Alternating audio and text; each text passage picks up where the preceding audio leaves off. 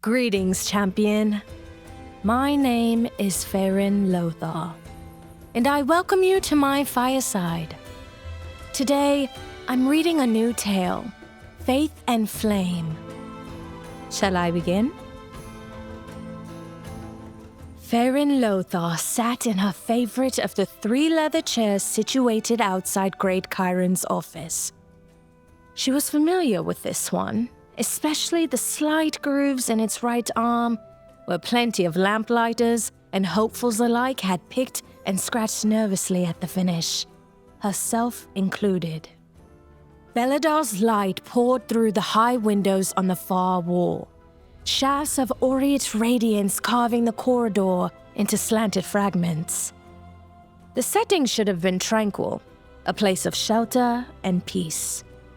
Instead, Faren felt the unease that had been churning in her gut for the better part of an hour begin to slowly spread through the rest of her body. It took hold of her legs, which started to bounce, and her arm, until her fingers drummed uselessly on her knee.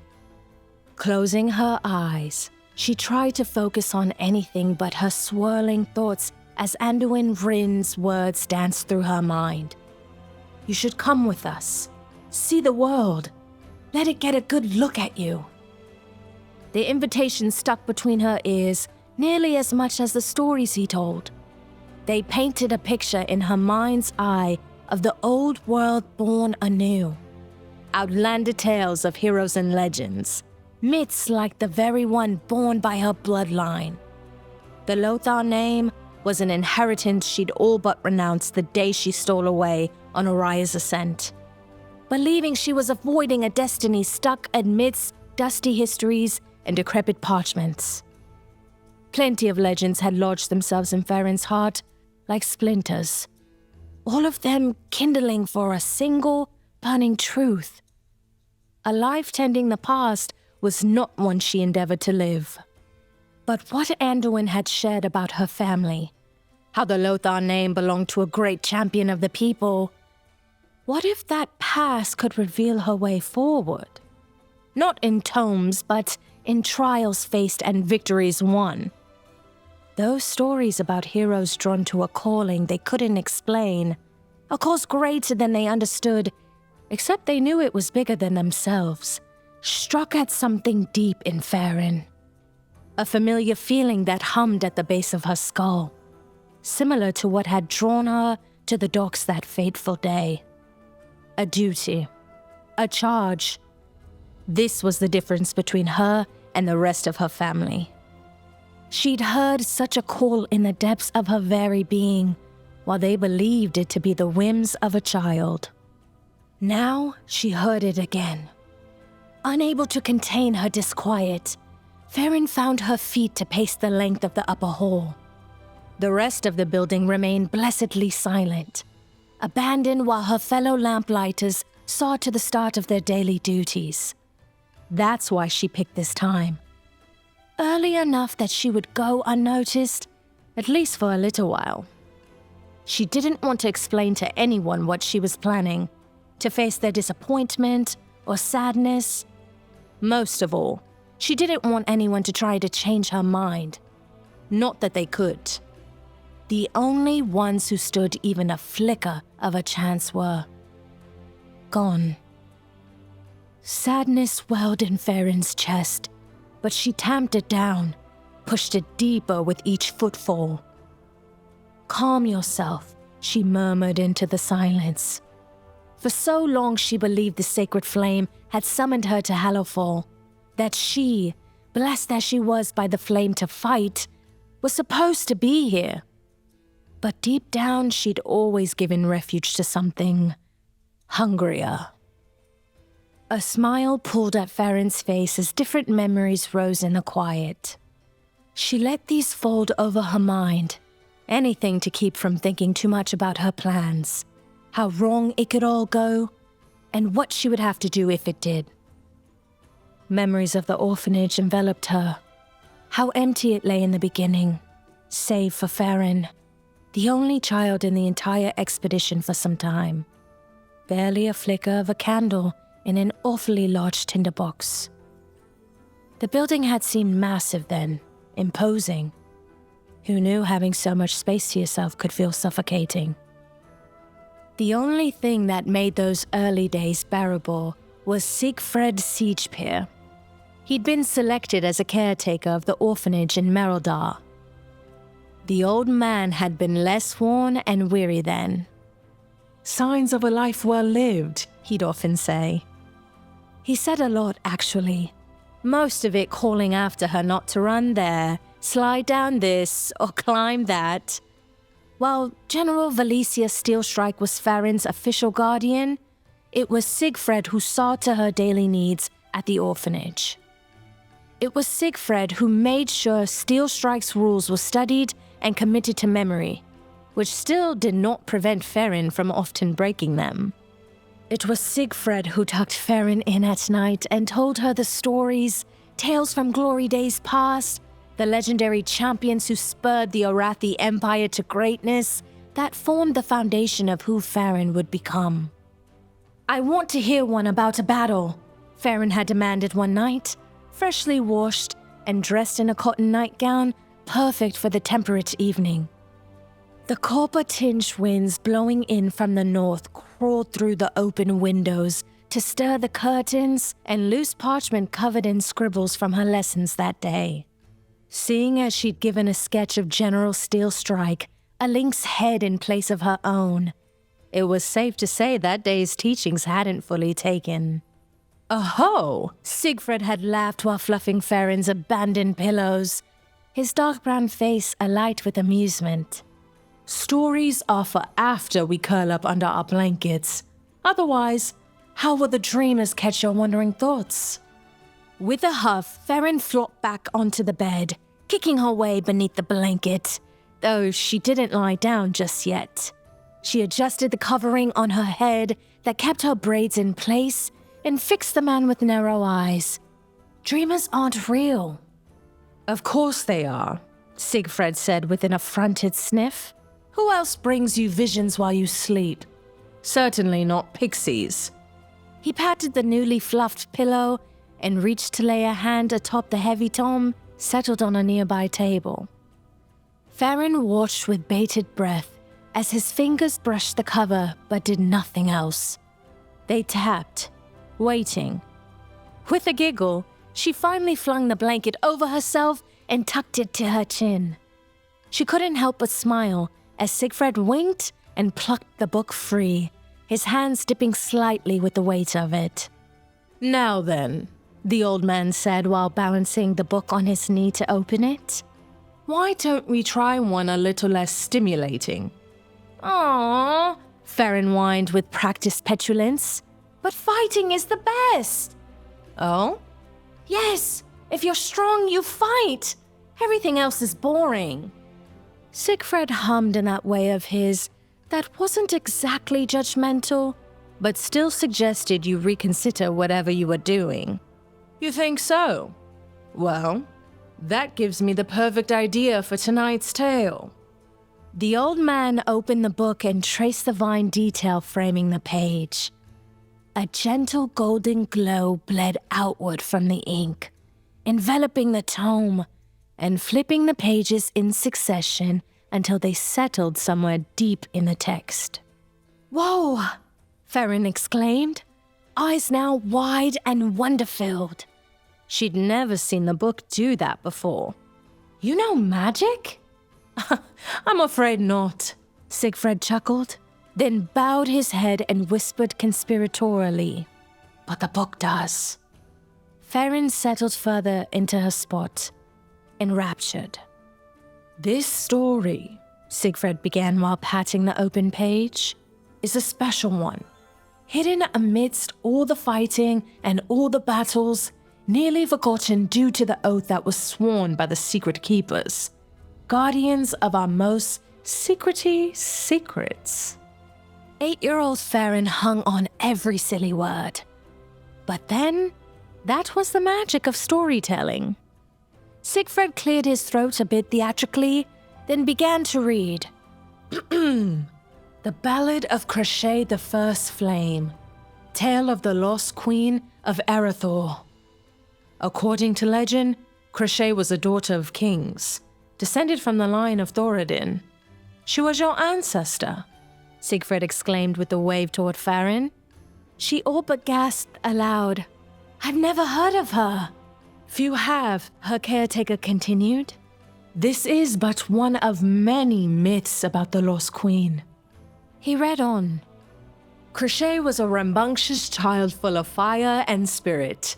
She was bright and intelligent, but often neglected her studies or chores in favor of playing games or venturing into the wilds. Sounds like someone I know, Sigfred chided. Crochet was the oldest of her father's children, born to a noblewoman from Quail the Lass. She adored nature and spent much of her time coming to know the forests and rivers that marked the land, making friends with creatures and all manner of folk. Despite her station, Crochet cherished her time among the people. She was afforded much respect but spurned any and all special treatment. She had a knack for fighting, and wielding the arcane was among her natural talents.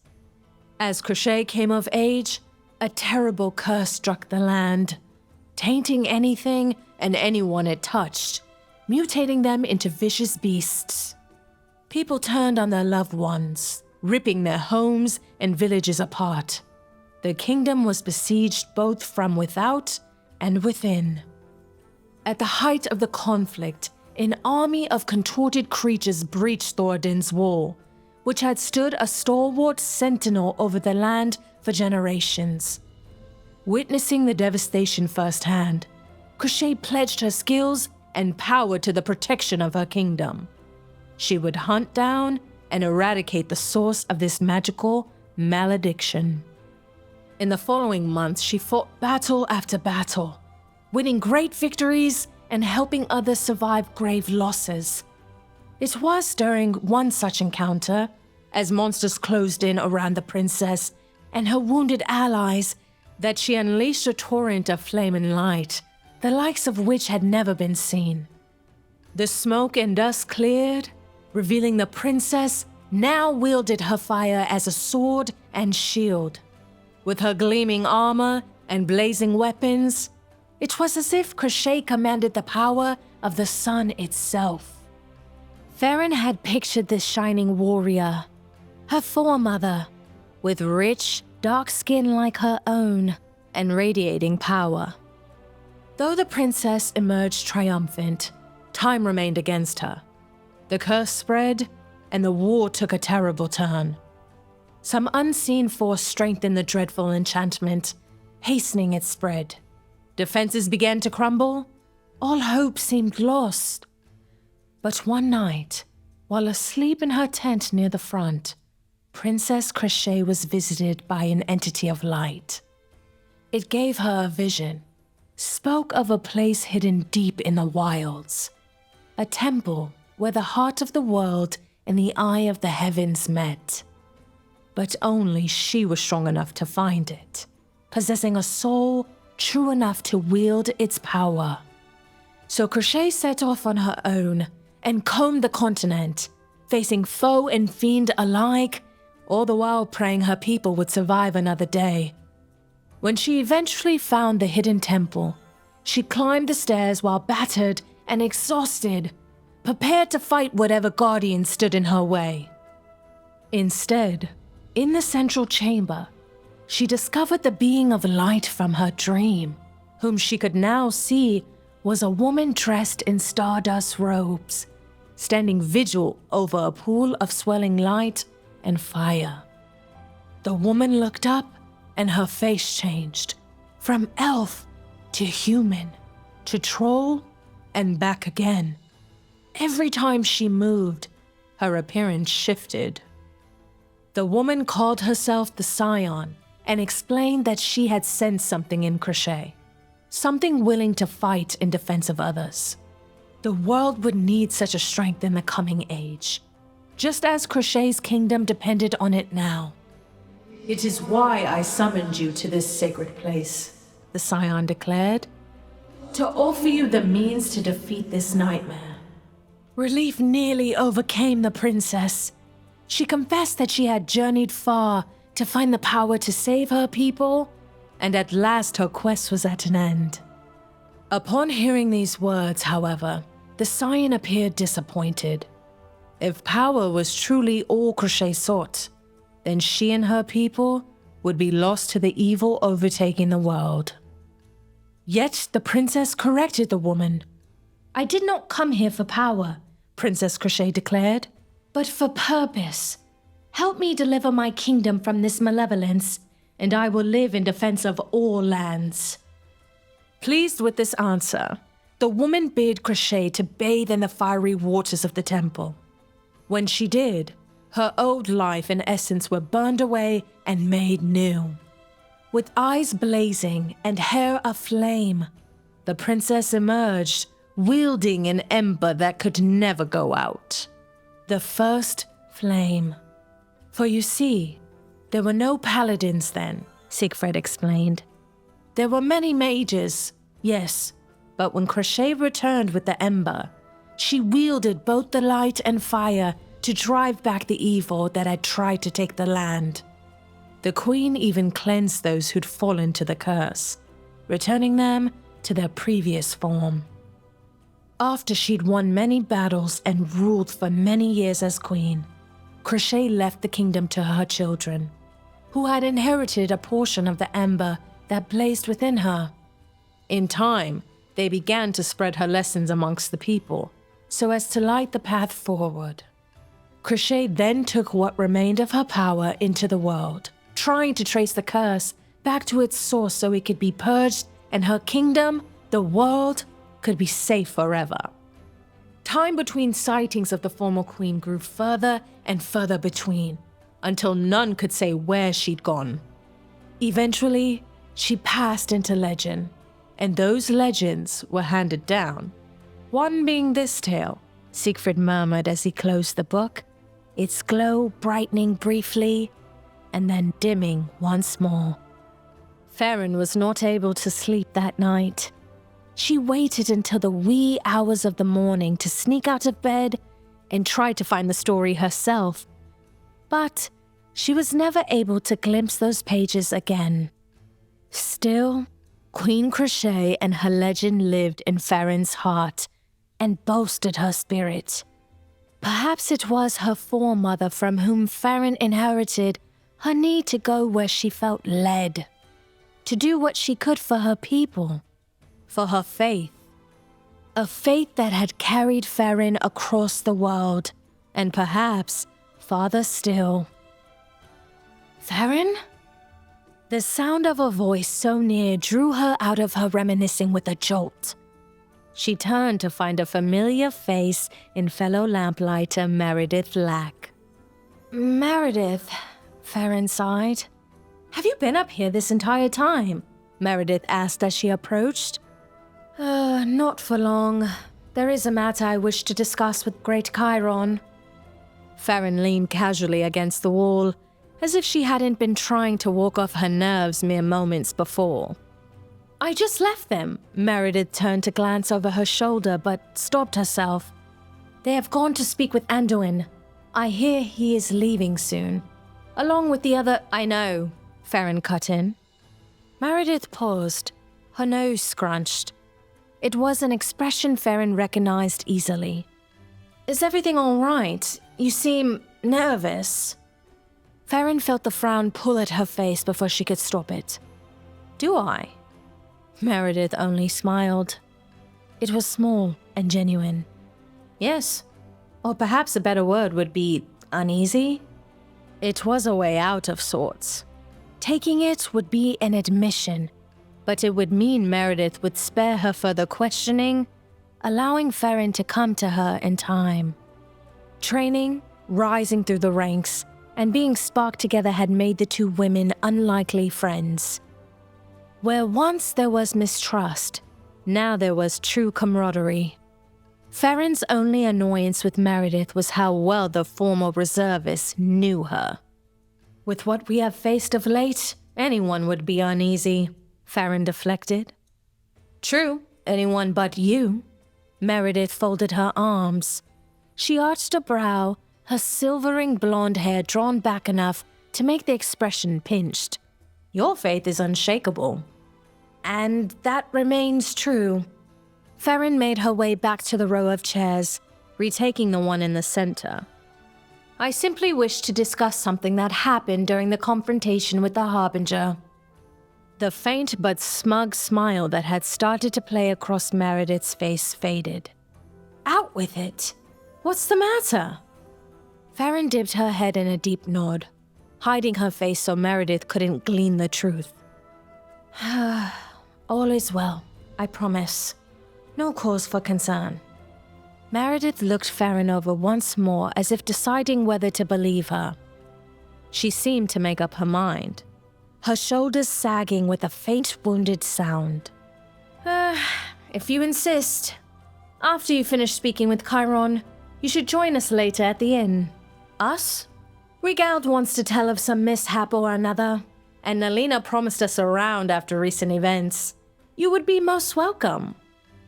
I'm not sure I'll have time, Faren murmured mostly to herself. A beat passed between them before Meredith folded her arms. You're not leaving us, are you? Faren's head snapped up from where she had been inspecting the grooves in the chair. What? Flames, help me. Meredith pinched the bridge of her nose. You have that look on your face. The same one you wore when you went chasing after The comment caught Faren by surprise. She could do little more than stare, unsure of what to say. Meredith continued before she lost her nerve or could be interrupted. Your faith and zeal are unparalleled, to the point where some might even call it foolhardy. But it is clear that whatever force guides you does so because you are worthy. You have been since the beginning, when the shadow first found us. And while I cannot trust in unknown entities, I can trust you. It was you who kindled the sacred flame in me, after I spent years cowering in the darkness. If something spurs you on, I've no doubt it's the right path. But at least spare us any more sudden losses. With that and a curt nod, Meredith tromped swiftly back the way she'd come, leaving Faren gazing after her. Because you are worthy. You have been since the beginning, when the shadow first found us. Faren remembered that night, when the sacred flame first burst to life within her, just as life in Hallowfall changed forever. The orphanage was less empty in those days. People had done as they were wont to do, seek companionship, make vows, have children. But there was still a war to fight. The Narubians and Kobis did not relent simply because the Arathi decided to build lives here. Lives that were still cut short in too many instances. While the circumstances that brought new children to the orphanage's doorstep were always poor, Faren had learned that this place was still a blessing, a home for them to go to, and she would do her best to make it as welcoming and warm as she could manage. That particular evening, she had decided to do story time while Sigfred saw to other business. More and more, the man's duties involved administerial work, managing supplies, food, the education and training of young ones. Turned out it took a lot to run an orphanage beneath the world. At least, that's what Sigfred complained of more often than not in those days. And it was during those days that Faren's arc of rebellion seemed to peak. Adolescence brought forth an entirely new fire, one that balked at the thought of being seen as or treated like a child. Tending the children was some small relief in this. A new responsibility. A duty to protect the little ones. But it was exhausting. Besides, she knew she could do more, that her abilities stretched beyond reading stories. Fortunately, she liked reading stories. This is a good one, Faren said triumphantly, after flipping through the book for perhaps the 1,000th time, hoping to stumble upon the pages about the lost queen. Alas, instead, She'd landed on a story about a prince who learned magic from a dragon. Stories with spells and mythic creatures usually went over well, but tonight, her audience was searching for something else. Dinner. None of Faren's lessons had prepared her for the task of wrangling a pack of hungry toddlers. She settled the book in her lap, her back straight, so the tome could rest open against her chest, leaving her hand free to turn pages, play axe sword fights, and claw at the air like a magical monster. Today, she was an azure dragon with glistening scales and glimmering wings. The story didn't include all that, but she imagined that if she had wings, they would shine. Faren lilted her voice as she recited the tale from memory. The prince took one look at the dragon and knew he had found his teacher. Great and powerful one, the prince said. Molly, don't put that in your... One moment. Setting the book on the chair, she made her way over to the little brown-skinned girl who had turned 3 this past spring. Faren remembered all their names and their birthdays. Someone had to. It made a difference. Mollyana, come now. I'm sure dinner will be much more delicious than a block. She knelt on the floor and proceeded to wrangle the toy from the little girl, who fought valiantly, tears pricking the corners of her eyes. That look shot straight to Faren's heart. Oh, fine, she relented, smiling as the child squealed in victory. Thankfully, she played with her spoils rather than trying to eat them. Faren rose to return to her chair and continue reading. But movement outside the large window at the front of the building caught her eye. Soldiers from Steelstrike's army raced by. Probably a drill. Or maybe the reservists had stayed at the inn a touch too long and were now late for training. Someone's in trouble, Faren sang under her breath before reaching to wriggle the block out of Molly's mouth once more. She winced as the child let out a wail before hurriedly reaching into the pocket of her trousers and pulling out a bundle.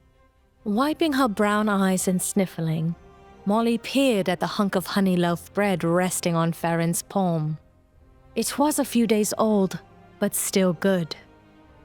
She'd stash her helping away instead of eating it. The second night in a row, Sigfred looked grim during dinner. The other children noticed and gathered round. Faren set down the cloth for all of them to share.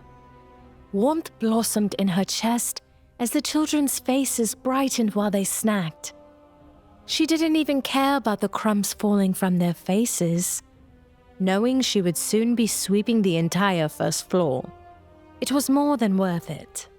"This is our secret, okay?" she said with a soft laugh, putting a finger to her lips. The children mirrored her action while giggling, as they often did. But as the mood brightened, the room began to grow dark. It happened slowly, the light fading as if the sun had slipped behind the clouds. After all these years, Faren still remembered the sun, barely. Remembered its rising and setting, the falling of night. The shadows in the room seemed to notice first, lengthening as if stretching after coming awake. They danced and twitched as the only source of light became the fire in the stove. And as the light faded, so did the chatter. All the children fell silent at once. That never happened unless they were asleep. Sigfred moved from the stove, ladle in hand. The sound of his steps was like thunder in the shivering quiet. "Everyone just stay where you are," he called as he went to open the door and peer outside. Faren gestured for the children to remain still, while she made her way over to the large window that faced the square. People stood in the lane, paused in their comings and goings, some with baskets or bags in their hands. There was even a wagon being drawn by an imperial lynx. Everyone stared in the same direction, Beladar's direction, their faces drawn in shock, disbelief, or terror. Faren squinted and pressed forward against the glass, trying to see what they were all looking at. Faerin Lothar, get away from that window! Sigfred bellowed as he stormed across the room and started ushering children toward the cellar. Surprise jolted through Faren. Even when scolding her, he didn't usually raise his voice. A protest parted her lips. "I was only looking." But before the words left her, the window exploded in a shower of glass and wood and the shriek of metal.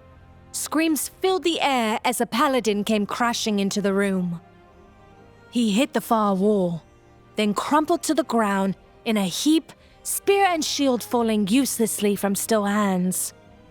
Massive grooves in his armor were coated red and slicked black with blood. Outside, a shriek, keening and inhuman, rose in victory, and Faren's entire body went cold. Narubians. Faren! Sigfred shouted, hurrying the orphans below. They could hide in the cellar until the attack was over, bolt the entry and wait. But before Faren could get to safety, a shadow fell across the room. A multi-limbed monstrosity loomed in the space where the window used to be.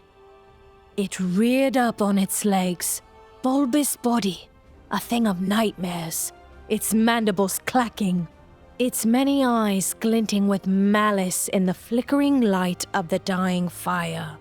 Secure all entrances, find a weapon, locate a defensible position, and take cover. Faren could hear Stillstrike's instructions for an attack driven into all the residents of Hallowfall. She ducked behind a table toppled onto its side, a hand pressed over her mouth to trap the whimper that threatened to escape. At the other end of the room, she could see a scramble of movement as Sigfred closed the door to the cellar, saving the children he could. There was no one else here but her, the monster, and the limp paladin. As the Narubian stalked forward, Faren shrank back, her heart pounding in her ears, fear surfing her nerves. "Death draws near," groused a low voice, clicking with a rumbling hiss. The terror seeking into Faren's stomach threatened to pull her to the floor. She could run, make a dash for the back stairway that would take her up to the bedrooms, find a cupboard or wardrobe to hide in, pray the door held until help came. A soft whimper snatched at Faren's attention, her eyes wide. She wasn't the only one who noticed, the Narubian turning toward the sound. There, crawling from beneath an overturned chair, was little Molly. The girl whined with the start of tears. Faren knew that cry, had lamented hearing it more times than she could count. Poor girl didn't know to stay quiet, that she was drawing danger toward her. Faren's mind raced as her heart wailed in her ears. There was no one else here. If the monsters had breached this far into Meredith, the soldiers would be busy fighting. There was no one else she could call. And Beladar's light no longer shone bright enough to shield them from the perils in the dark. Nothing. No one. I'm here! Something inside Faren protested angrily. She had promised Molly and the others she would look after them. Had insisted that the sacred flame would always show up for those who needed it most, like it did for the heroes in their stories.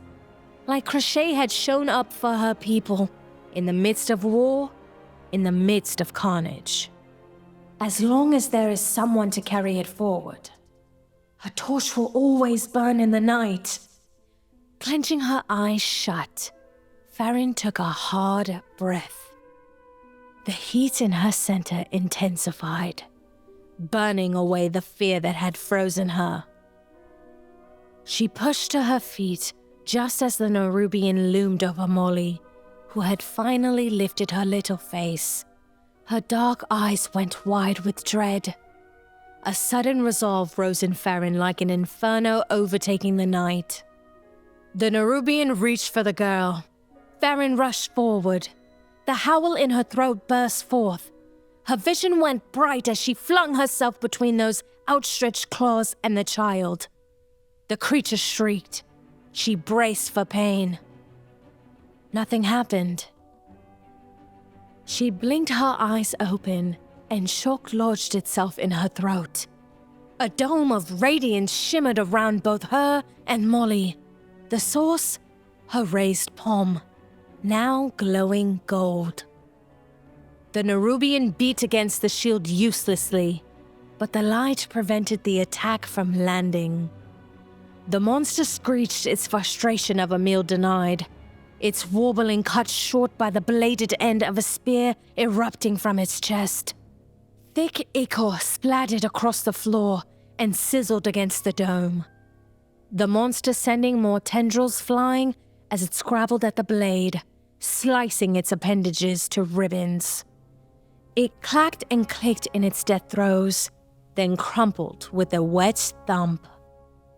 Standing over the body, braced against the other end of the spear, was the paladin who had come crashing through the window. His panted breaths rattled from behind his faceplate, his gaze fixed on Faren. There was confusion in those eyes as he took in the scene, then slow understanding dawned, followed by the first of many impressed looks she would receive over the coming years. "You're doing that on your own?" he said, his voice low and pained. Faren could only nod, slowly lowering her hand. As she did, the dome and the light at her fingers faded. Molly whimpered where she had clutched at Faren's leg. "Incredible," the paladin said before a chorus of shouts drew his attention. He turned, hefting his weapon, only for his entire body to sag with relief. "Forward!" cried a familiar voice, one Faren often heard softly expressing disappointment in her studies. General Steelstrike, backed by a contingent of soldiers, swept forward in a methodical rush of blades and arrows. The Narubians still in the streets fled shrieking into the darkness. All were felled. "Thank the flame," the paladin sighed, then removed his helmet. She recognized him. Ryton Blackholm. He was one of the younger members of the expedition, a talented fighter, and just as skilled at molding blades as wielding them. Faren didn't know every soldier who reported to the general, but she knew the ones who'd made names for themselves. He looked to Molly, then Faren. "Are either of you injured?" Faren managed to shake her head, but little Molly simply remained pressed against her. "Good," he said, sinking more as the soldiers' shouts drew nearer. Seeing him relax, the fist of fear around Faren's heart began to loosen. She'd done it. She'd held fast against the monsters in the dark. "Faren, right?" Ryton said, his voice a touch raspy. She nodded. It was no surprise he knew who she was. As the first and only child in the entire settlement, most were aware of her reputation for giving General Steelstrike no end of trouble. "You have heart," he continued. "And something more, it seems." Suffice it to say, neither Sigfred nor the general were thrilled to hear of Faren's bravery, both insisting she was not adequately trained for combat and should have stuck to the protocol. But there could be no doubt that more than one life was spared that day due to Faren's bravery. Because of this, and her blossoming skill in wielding the sacred flame, the general begrudgingly let her begin a proper warrior's training. In the ensuing months, as the orphanage was repaired, the shattered window replaced with fortified wood to form a wall, Faren found herself spending less and less time there. She was set on a new path now, one that led her to where she stood today. Her mind continued to bounce from memory to memory, From her first day as a soldier in training, to the day Ryton fought by her side one last time, to the moment she swore the oath to become a lamplighter, to take the light with her into the dark, and now here, where she would ask to take the light farther. "Faren, have you been waiting for me?" called a voice. For the second time today, she found herself caught off guard. Great Chiron stood a short distance off, their expression amused and curious but pinched with a touch of concern. Faren bounded to her feet, nodding her respects. "Great Chiron, Sorry, I didn't mean... I'd hoped to speak with you if I may." "Of course." They gestured for her to follow them into the meeting space. It was sparsely decorated, mostly with maps pinned to the walls, each drawn and redrawn to depict enemy and troop movements, both the lamplighters and the general standing forces. Faren had spent much time in this office, for good and not so good reasons. It pricked at something inside her that this might be the last time she and her commander would convene here. "Is everything all right?" Great Chiron asked as they made their way around the desk to take a seat.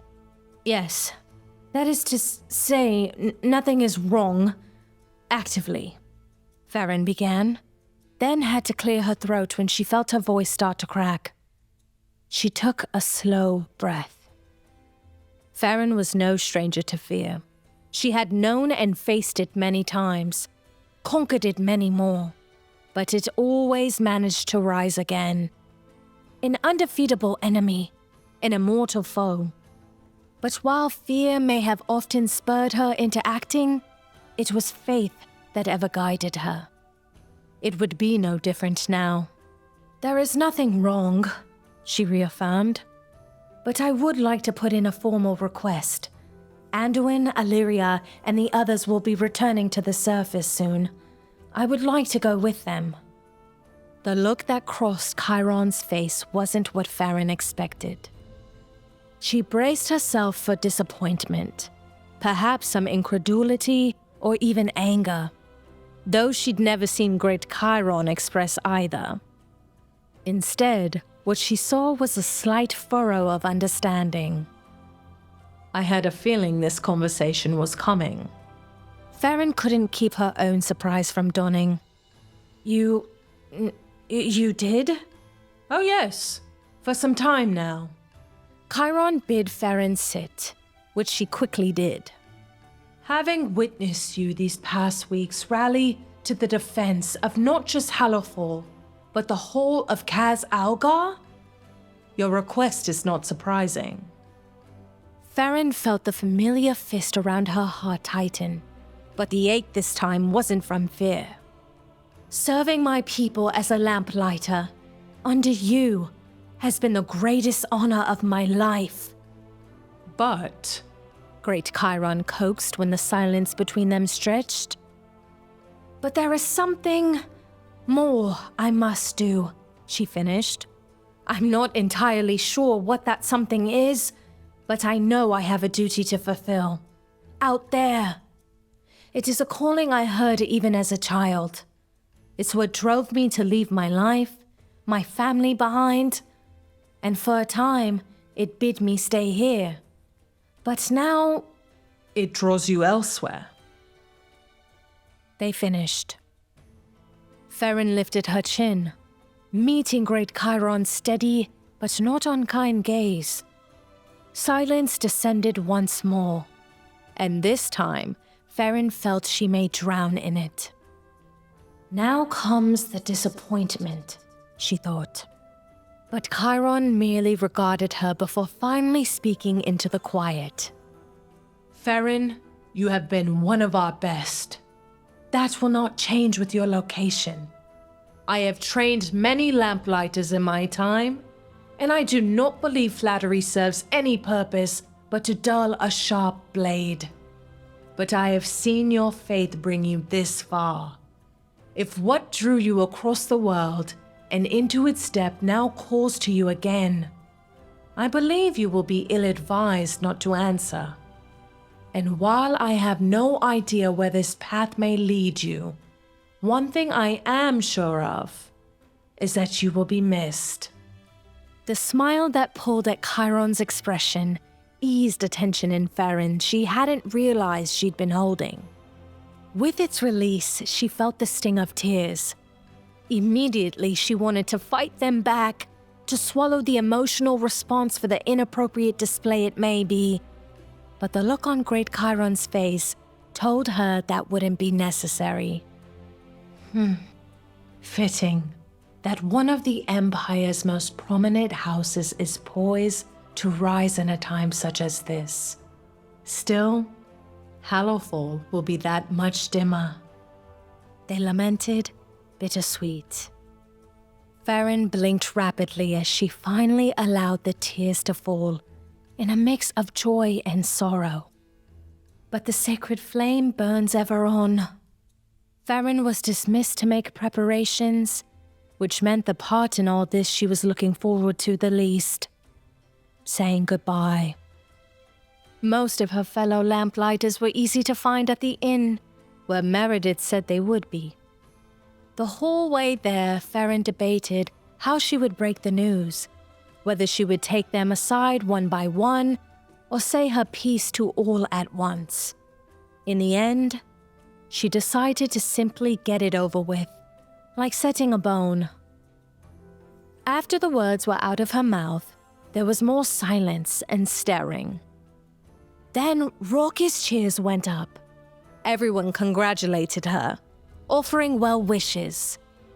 A few playfully and teasingly groused their jealousies at not getting to go, and ultimately decided to drown their collective sorrows in blessed brew. And why not? Though their comrade would be missed, a great victory had been won, with allies from across all Kaz-Algar. If there was a time to allow for a little extra frivolity, now was it. Though there was a brief moment where Meredith pulled Faren aside to murmur into the rim of her cup, "I knew it." Yes, Faren sighed, amusedly put upon. "You did." Meredith aimed a finger at her. "I always do, and while I'm not happy about this for me, I am happy for you, and proud to say I know you and call you friend." Warmth blossomed in Faren's chest, and she felt a wide smile break across her face. Then Meredith's arms were around her, tight and strong. "Thank you for your honest courage, and for everything else." Faren returned the hug as firm as she could. Then it was time to let go. That night led to another day of goodbyes, amidst packing her meager belongings. She chose to face General Steelstrike next, who was quick to point this out as yet another incident in a long line of undesirable behavior. "Know that this stubborn refusal to heed protocol will likely lead you into other dangers.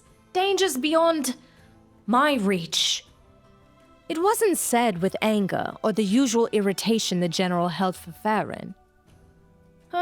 "Not that you've needed me to save you much at all these days." The general eventually relented with a sag of her shoulders and a heavy breath. It was in that moment that Faren got a glimpse of the woman beneath the warrior. The exhaustion that came with the weight of carrying the well-being of an entire community on your shoulders. "I've needed you from the beginning," Faren offered from where she stood at attention on the other side of the large table. "I will no doubt need you again in the future. But no, I take your lessons with me. Your teaching and guidance have meant the world to me. I wanted that to be known." The two women regarded one another for a moment. Then, surprisingly, it was Steelstrike who broke first. She crossed the space between them and pulled Faren into a hug so tight she felt lightheaded from it. Faren returned the embrace, fingers clutching at the fabric draped over her former guardian's armor. The strength of the Orathi shines within you, Steelstrike murmured before drawing back to discreetly swipe beneath one eye. Then she straightened and nodded. Go forth and show the world. Faren's next goodbye took her to the stables, where a huge lynx lazed in the doorway, chewing noisily on a dented-in child's ball the orphans had either lost track of or had thrown to the big cats in an attempt to get them to play. Stepping past the creature, which barely flicked an ear in her direction while it continued to chew, she made her way to a pen in the back, calling in sing-song as she went. Blaze Claw! Ryton's lynx lifted her head from where she'd been lazing about. The great cat, more than used to Faren's comings and goings by now, began to rumble loudly with a purr as the lamplighter lowered herself to scratch and rub everywhere she could on the creature. Who's a good girl? That's you, yes. Yes, you are. Despite her presented aversion to cats, Faren had come to rather enjoy the great beasts. They were intuitive in a way most people were not. I hope you'll understand and forgive me, Faren said softly. When I don't return those first few days, or weeks, I hope you know that I haven't abandoned you, or that I wasn't taken. Her fingers clutched at a patch of fur, and the lynx rumbled a complaint that made her loosen her hold. Instead, she wrapped her arm around Blazeclaw's neck and buried her face in her fur. I pray you are comforted, that someone still brings you fresh-caught fish and spring grasses. She felt the sting of tears again, but did not cry. No, she had one more goodbye to get through after this one, and she would need all of her tears for then. So she straightened her back against the wood of the stall, the cat's head resting in her lap, while she scratched between its ears. After an hour or so of more petting and scratching, and at least 3 helpings of treats, Faren lifted the strap of her pack and slung it over her shoulder to make the slow trek to the grounds of the priory, where she kept her head bowed and only acknowledged those who greeted her first. The whole of her felt dragged down, as if her legs were made of lead, and a stone had fallen into her stomach. She trod along the paths that just days before had been overrun with misery and shadow, ascended Narubians striking from the dark. The Harbinger had taken the most holy seat of power, and Faren, along with Illyria, Anduin, and many other champions from the old world, had battled to drive out those last vestiges of the Void's influence. Illyria and her people were blessed to be given back a dear friend once lost. Anduin had finally taken to hear what Faren had been telling him all along, that the sacred flame does not abandon those who need it. And yet, walking down this familiar path, she felt a twinge of bitterness. It was human, as the saying goes, to feel such things, to know the pain of loss and sorrow as keenly as one would the pain of a knife. But it was not the way of the Orathi, the Lamplighters, to wallow in those feelings. Acknowledge them, yes, but find the courage and strength to move ever forward. Illyria's friend, Khadgar, had been restored, and for not the first time Faren found herself wondering, why not her friends? Why not Ryton or Andari or Morley's parents, or any of the numerous others stolen despite the best efforts of her and the other Lamplighters? She shoved these thoughts aside when she reached her destination, a rise of rock near the bridge to the Dayspring fields. Faren stood, staring out at the view, listening to the groan of the water wheel behind her, watching the airships drift overhead. This had been one of her and Andari's favorite sports. They'd come here for brief moments of respite, to play round after round of Light's Gambit, or sit and talk not as Lamplighters or soldiers, but friends. In this moment, knowing it might be the last she'd ever set foot here. Faren felt Andari's presence as if they stood beside her. She tightened her grip on a pair of recently carved and painted light's gambit pieces, and the tears she'd mostly managed to tamp down for days flowed free. "I'd give anything for you to be here," Faren whimpered into the wind, her head bowed and her arm wrapped tightly around her middle. Her palm ached where her hand fisted around the pieces, wood digging into flesh. "Part of me knows you'd pack my bag and send me off yourself if you were. Maybe even come with me. Maybe I would even ask you." A faint laugh escaped her, and she stepped forward to kneel in the grass, reaching to set the pieces there. Her fingers brushed the earth, and she thought again of all they'd shared, the time they spent together, their sacrifice, their bravery. "I carry you with me always," Faren whispered. "Your memory a light unto my feet. Watch over them for me. Protect them where I can't. Flame, keep your spirit." Her vision blurry, she pushed herself up onto trembling legs and turned. Each step felt heavier than the last in some ways, and yet lighter in others. This was it. While she knew this was what she was meant to do, and the process had been smoother than she'd expected, it brought into sharp relief the pain of what she was leaving behind. She missed Ryton, who would know what to say or do to assure her. She missed Andari, who would have helped her process everything over a game of Light's Gambit. Knowing the path was one thing, walking it another, and walking it alone. She had often wondered if Queen Crochet had missed the people she left behind when she embarked on her journey to safeguard the world, knowing she may never return. When she bathed in the fiery waters and everything she'd been before burned away. Of course she did, Sigfred had assured her one night when she posed the question to him, having spent the better part of days pondering over the parallels between that story and her own. The man then frowned a little. But sacrifice is not an aspiration.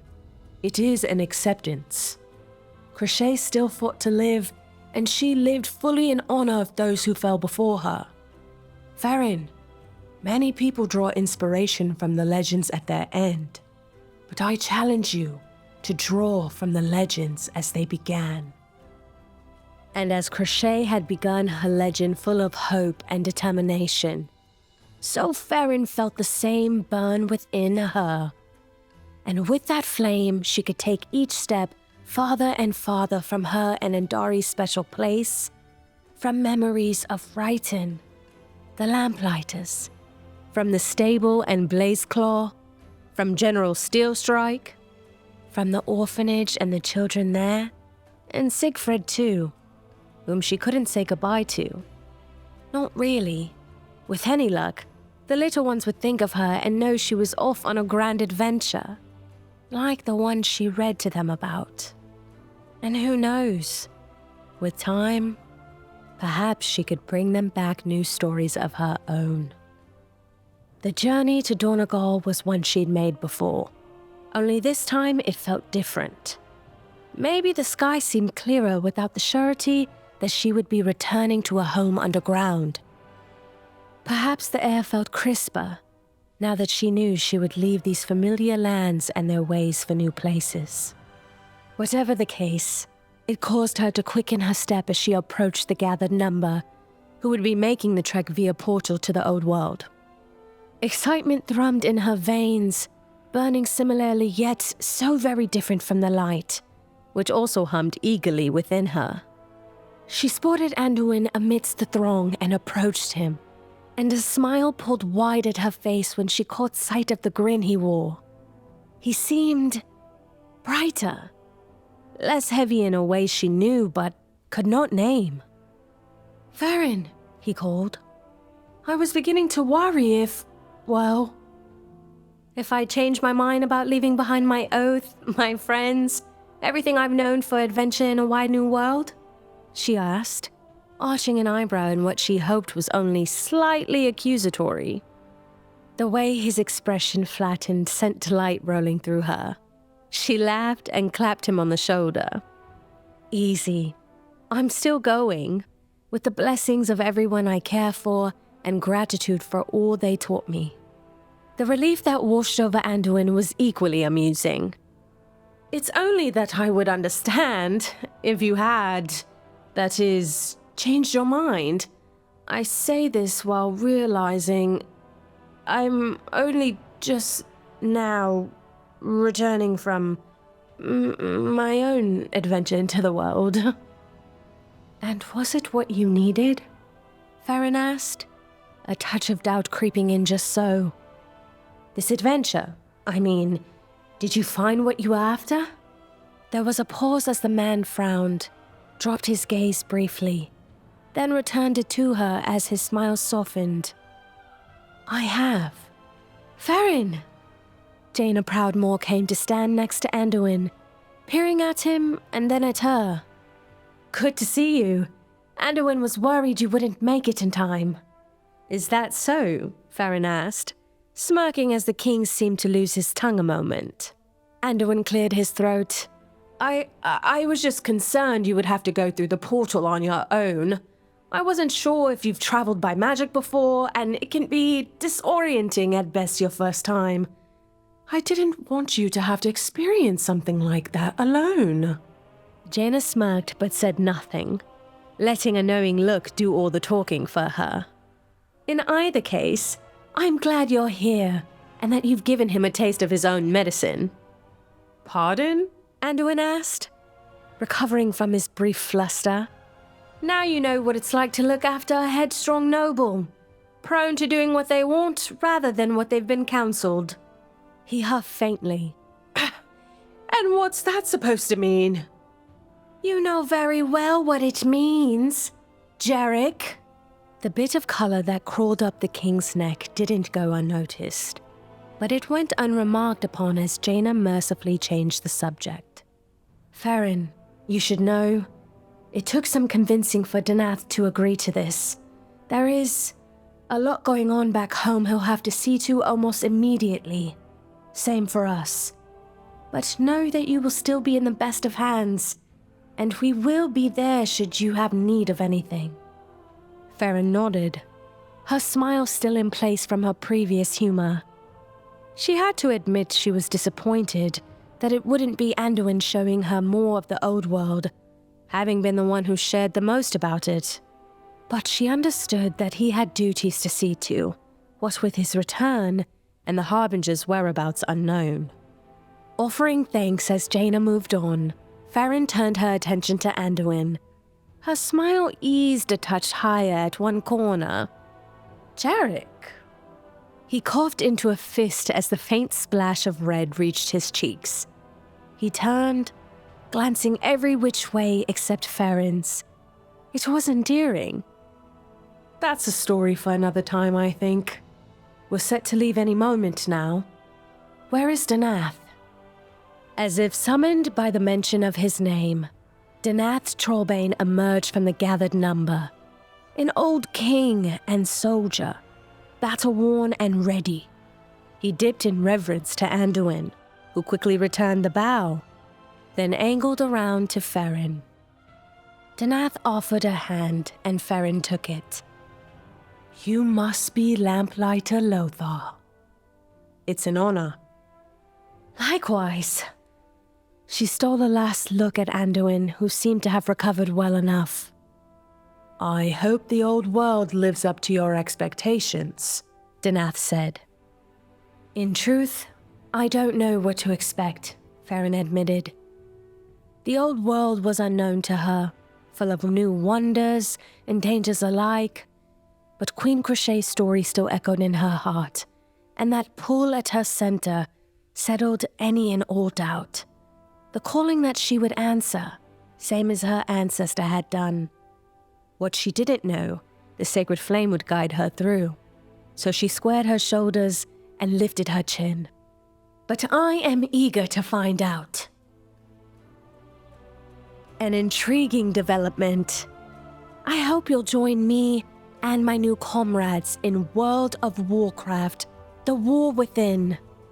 Until then, be strong, my friend.